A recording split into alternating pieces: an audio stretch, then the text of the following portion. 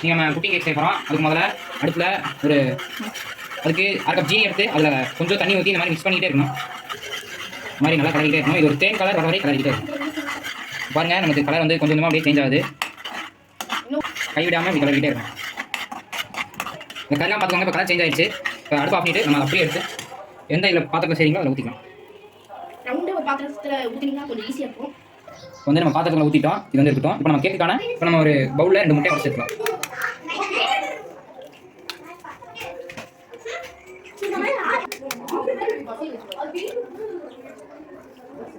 நம்ம உடச்சு ஊற்றுற முட்டையை நல்லா மிக்ஸ் பண்ணிக்கலாம்.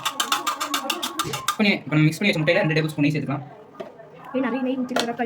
நம்ம மிக்ஸ் பண்ணி வச்ச முட்டையில் மேரிகோல்டு பிஸ்கட், ஏலக்காய், ஜீனி போட்டு அரைச்சி வச்சிருக்கோம். இப்போ அதையும் இதுக்குள்ள ஆட் பண்ணிக்கலாம். இப்போ இதை முட்டை கூட சேர்த்து நல்லா மிக்ஸ் பண்ணிக்கலாம். இப்போ நம்ம மிக்ஸ் பண்ணியாச்சு. இது கூட 250 மில்லியன் பால் எடுத்து வச்சிருக்கேன், ஊற்றிக்கலாம். இதே நமக்காக தான் நாங்கள் கேக் செஞ்சோம். மிக்ஸ் பண்ணி வச்ச மாவை இது கூட சேர்த்துக்கலாம்.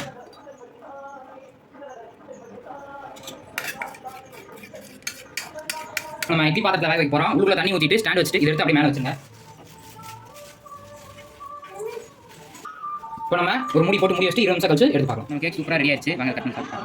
ஆல்ரெடி கட் பண்ணி வந்து சாப்பிட்டோம்.